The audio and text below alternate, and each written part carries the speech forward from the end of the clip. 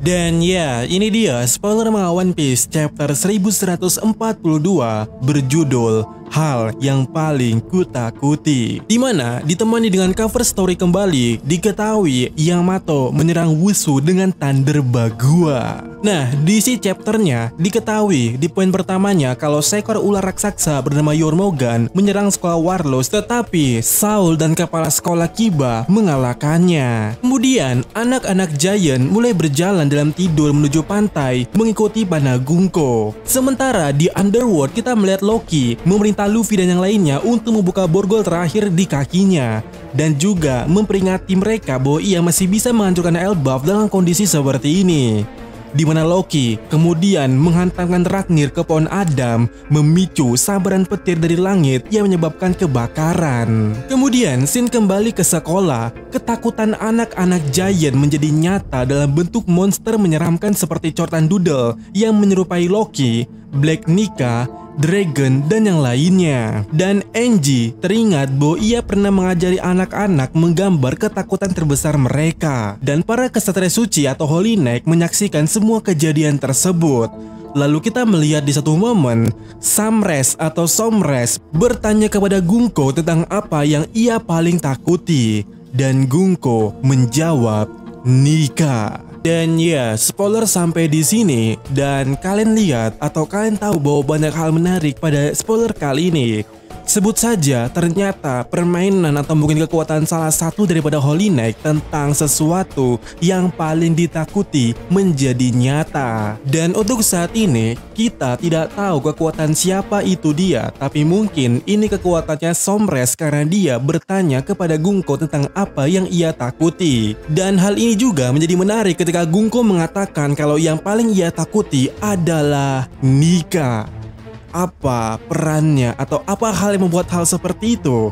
Apakah jangan-jangan Gunko adalah... Ya, waktu di live kemarin ataupun kemarinnya lagi kita pernah membahas kalau mungkin saja Gunko itu semacam tubuh lain daripada Im Sama. Dan hal itu yang mungkin menjadi alasan juga kenapa Im Sama maupun Gunko punya kekuatan seperti anak panah itu. Tetapi bagaimana menurut kalian? Nah, selain itu kita bisa beralih kepada Underworld di mana Loki dengan Ragnirnya, walaupun tubuhnya masih disegel dengan batu laut, tetapi Ragnir bisa memanggil petir. Dan ini menjadi suatu hal yang menarik bagi kita sebelumnya, bahwa kita pernah membahas bahwa mungkin saja palunya ini emang punya kekuatan sendiri. Entah itu mekanisme teknologi Elbaf atau mungkin sesuatu hal yang lebih menarik. Dan apakah palu ini nantinya akan jatuh ke tangan God Usopp? Dan ya, spoiler sampai di sini, dan berikut adalah spoiler SBS volume 111 yang mana ada fans yang bertanya seperti ini. Aku ingin tahu reaksi Arlong saat dia atau Jinbe bergabung dengan topi jerami.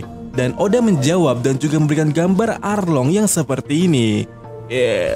Kemudian pertanyaan berikutnya adalah ada juga fans yang bertanya seperti ini. Oda Sensei, halo, di sekolah lamaku, aku melakukan double jump milik Sanji sambil berputar-putar. Lalu semua temanku mulai mengabaikanku. Apakah yang kulakukan salah? Dan Oda menjawabnya, itulah masyarakat tempat kita hidup. Kemudian ada fans yang bertanya seperti ini. Halo Oda Sensei, apa yang akan terjadi pada buah iblis buatan saat penggunanya mati? Dan Oda menjawabnya, buah itu jadi buah lagi kan? Tidak, itu akan menghilang. Wow, ini cukup menarik ya. Informasi ini cukup menarik. Tapi sayangnya tidak ada pertanyaan mengenai apakah buah iblis bisa dikopi lebih dari satu kali. Lanjut kita ke pertanyaan berikutnya. Ada fans yang bertanya, saat Jinbe menggosok giginya, apakah dia pakai sikat gigi ukuran biasa? Bukankah susah kalau pakai sikat gigi normal?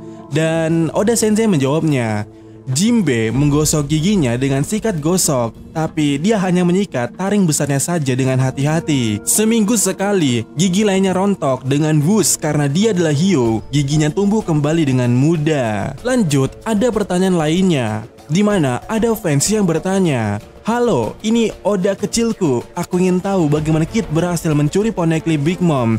Aku kirim banyak ciuman. Dan Oda meresponnya, "Oh, kesalahan bahasamu lucu sekali. Kau menulis dari Prancis ya? Aku kirim ciuman juga." Sekarang langsung ke intinya saja. Kid menyerang salah satu kapal perang Big Mom, mengalahkan para perwira yaitu Komandan Snake di atas kapal dan mencuri salinan rod poneglyph dari sana. Tunggu, ini cukup menarik. Artinya, salinan poneglyph itu disiapkan di kapalnya Snake. Tapi untuk apa? Apakah Big Mom ingin melakukan suatu barter? Mungkin kita akan bahas di video tersendiri. Selanjutnya ada pertanyaan lainnya, di mana di sini dia bertanya seperti ini. Odachi, halo, di chapter 967, jembatan yang dilihat oleh bajak laut Roger dan Oden itu Tequila Wolf atau Bourbon Wolf. Dan apa nama planet tempat Luffy dan yang lainnya berpetualang? Dan Oda menjawabnya seperti ini. Apa kau fokus ke itu? Planetnya disebut Blue Planet.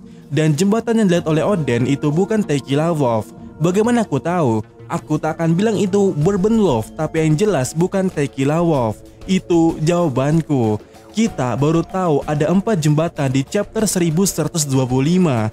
Jadi mustahil kau bisa mengetahuinya di chapter 967. Tapi kalau dipikir lagi, kenapa dulu aku berpikir begitu? Itu luar biasa. Ya, bagi yang nggak nge, pada saat itu semua orang mengira Oden dan juga Roger mengunjungi Tequila Wolf. Tapi ternyata menurut Oda itu bukan. Dan kita kemudian mengetahui pada chapter 1125 terungkap dari mulutnya Ivankov ternyata ada 4 jembatan yang serupa dengan nama berbeda, yaitu Tequila Wolf, kemudian Bourbon Wolf, ada Rum Wolf juga, dan satu lagi aku lupa namanya. Tapi yang jelas ini menegaskan bahwa apa yang dilihat oleh Oden dan juga Roger Pirate itu bukan Tequila Wolf, bukan tempat yang sama dengan Robin pada saat itu. Lalu lanjut kita ke pertanyaan berikutnya, di mana ada yang bertanya seperti ini.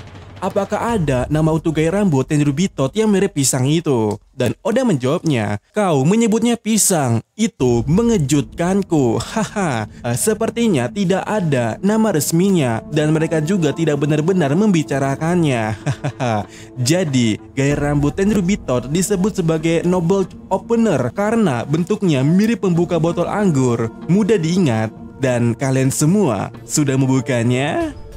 Kemudian kita ke pertanyaan berikutnya yang cukup menarik, di mana ada pertanyaan yang bertanya seperti ini. Aku kurang paham bagaimana sistem Cross Guild bekerja.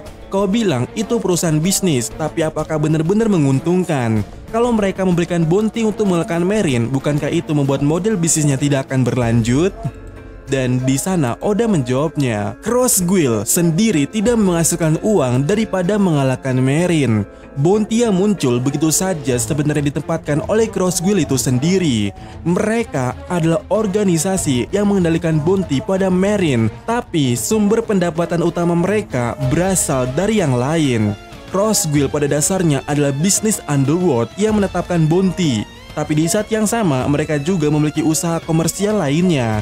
Mereka kemungkinan mendapatkan keuntungan dari aktivitas seperti kerja tentara bayaran, layanan keamanan, dan keterlibatan dalam transaksi pasar gelap. Dan ya, ini cukup menarik. Itu artinya Cross Guild masih melanjutkan bisnis yang sebelumnya dijalankan oleh Bagi Sama.